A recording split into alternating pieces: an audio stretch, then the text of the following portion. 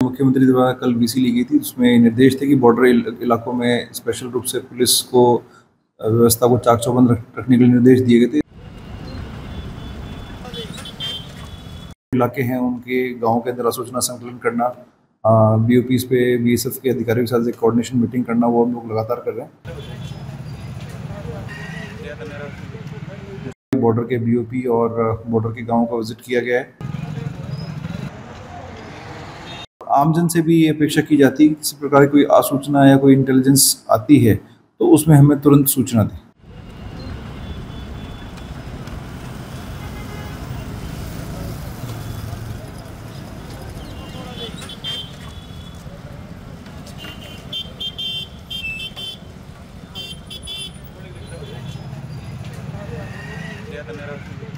उसका सर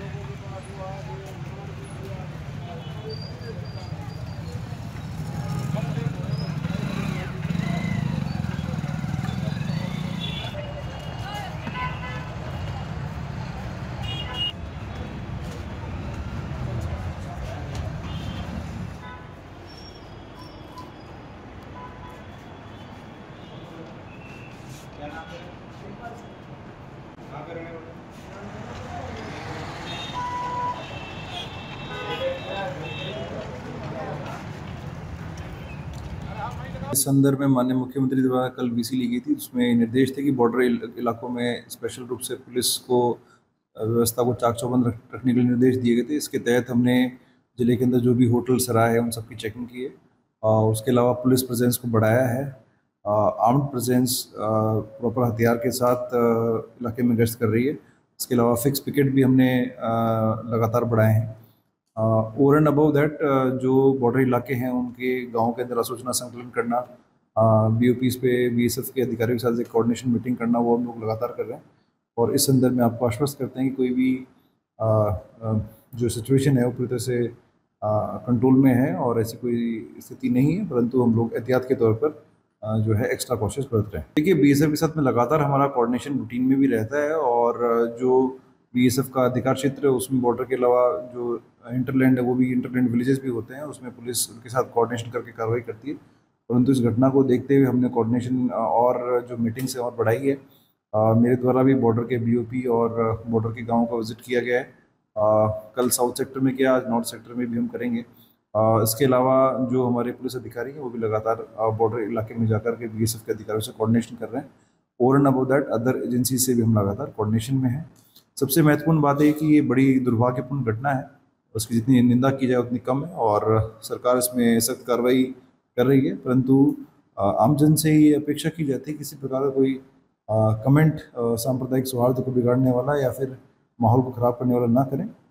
ये मेरी आपसे अपेक्षा। देखिए, कुछ ऐसे लोग हैं जो जेल में बंद हैं, तो जेल के ऊपर भी हमने निगरानी बढ़ा दी है। उसके अलावा जो बॉर्डर विलेजेस के पास में वांटेड क्रिमिनल्स हैं उन पे हम लगातार दबिश दे रहे हैं। उसके अलावा जो बॉर्डर इलाके में संदिग्ध लोग हैं उन पे भी हम लगातार निगरानी रख रहे हैं। आसूचना संकलन को भी हमने बढ़ा दिया है और आमजन से भी ये अपेक्षा की जाती है कि किसी प्रकार की कोई आसूचना या कोई इंटेलिजेंस आती है तो उसमें हमें तुरंत सूचना दें।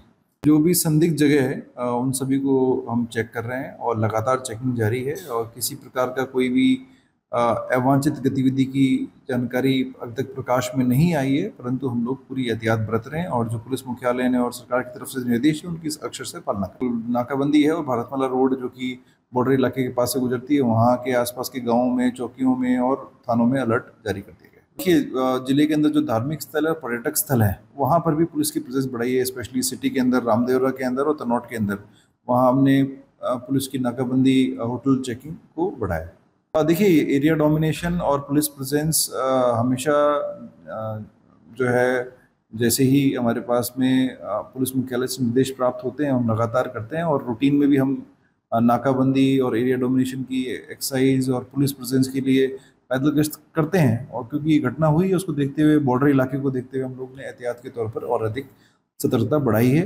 किसी भी प्रकार का कोई अवांछित गतिविधि ना हो उसको लेकर हम सतर्क हैं। ऐसा है कि क्योंकि बॉर्डर इलाका है, यहाँ पर बिना परमिशन के कुछ ऐसे रेस्ट्रिक्टेड पुलिस स्टेशन हैं, वहाँ पर कोई व्यक्ति अगर आता है तो उस पर नियमानुसार कार्रवाई की जाती है, जेएसी कराई जाती है और जो विभिन्न एजेंसीज है उनके साथ मिलकर के हम लोग जो है इंट्रोगेशन करते हैं, वो प्रक्रिया अपनाते हैं। पिछले कुछ दिनों से जो भी सस्पेक्टेड आदमी बिना परमिशन के आए हैं उनको हमने पकड़ा है और उसमें विधि सम्मत कार्रवाई की।